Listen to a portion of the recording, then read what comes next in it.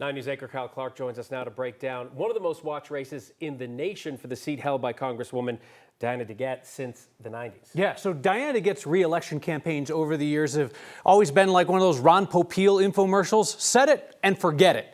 As seen on TV this year in DeGette's race, the theme is, but wait, there's more. More of a challenge than she expected from Democratic Socialist Maylot Quiros, a 29-year-old attorney turned barista who was an actual baby in Aurora when Diana DeGette was first elected to Congress. Quiros' upstart campaign, boy, it slices, it dices, it nearly kept DeGette off the ballot entirely. They share a lot of the same progressive policy positions, but Quiros says DeGette hasn't taken enough bold stands in Congress. And while Quiros doesn't call DeGette corrupt, she does say DeGette avoids offending big pharma and defense contractors who fund her campaigns.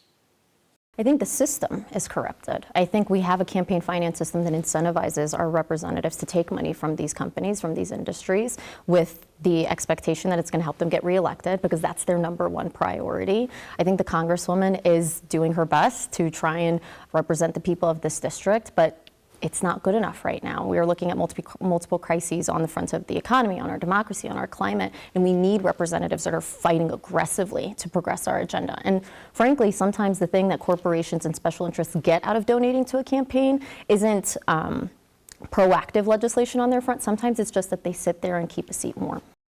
That was from my extended interview last week with Maylot Quiros. Diana DeGette has refused to come on and take questions about her views and her record. The very limited polling we've seen, and more importantly, the behavior of the candidates in this race suggest it is going to be very tight, with Quiros' chances likely hinging on turning out voters too young to remember Ron Popeil infomercials. You know, I was talking to you earlier on, picking your brain about this, and you said you wouldn't be surprised if it goes one of two ways. And I think your description of it is important for people to hear because that just shows you where the race is. I don't want to be in the prediction business, but you look at something and you're like, what seems like a potential outcome here, right? And months ago, you would have said a DeGette blowout would be likely, or maybe Quiros makes it more of a tight race because there's an anti-incumbent feeling right now. Based on the way the DeGette campaign is behaving, I would be surprised if DeGette wins this by more than single digits. It would not surprise me if Quiros wins it, though, by low double digits, because there clearly is an anti-incumbency wave. She's brought a lot of DSA folks into town who are very excited about this race, who are working on her behalf.